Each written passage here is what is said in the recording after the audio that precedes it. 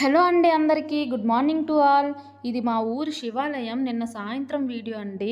నేను శివాలయం నుంచి ఇంటికి వచ్చేసరికి 8:30 అయిపోయింది. సో మా ఊరు శివాలయంలో సాయంత్రం కార్తీక పౌర్ణమి ఎలా చేసుకుంటామనేది ఈ వీడియోలో చూపిస్తా. నేను టెంపుల్కి రాగానే ఫస్ట్ అయితే శివాలయం పక్కనే ఉన్న కోనేరులో అయితే 365 ఒత్తులు వదులుకున్నాను.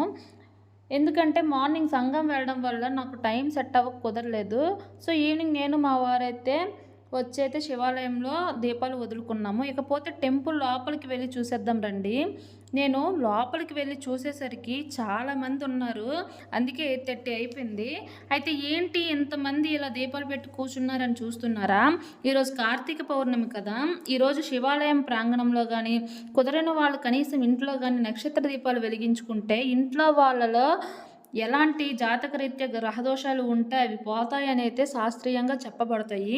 అయితే నక్షత్ర దీపాలు అనేవి నక్షత్రాలు మనకి 27 కాబట్టి ఒక్కొక్క నక్షత్రం గాను ఒక్కొక్క దీపం చొప్పున 27 దీపాలు అనేవి వెలిగించుకోవాలండి. ఇవి మట్టితో కానీ లేదంటే పిండితో కానీ లేదంటే 27 ఉసిరికాయల మీద కానీ వెలిగించుకుంటే మంచిది.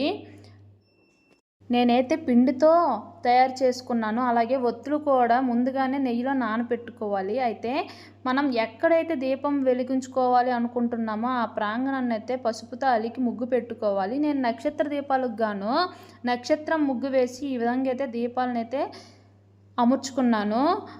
తర్వాత పసుపు కుంకుమ వేసి పూజ చేసుకోవాలి. మనం దీపాలు వెలిగించేటప్పుడు మనకి నక్షత్రాల పేరు తెలిస్తే ఒక్కొక్క దీపానికి గాను ఒక్కొక్క నక్షత్రాన్ని పేరు తలుచుకుంటూ వెలిగించుకుంటే మంచిది.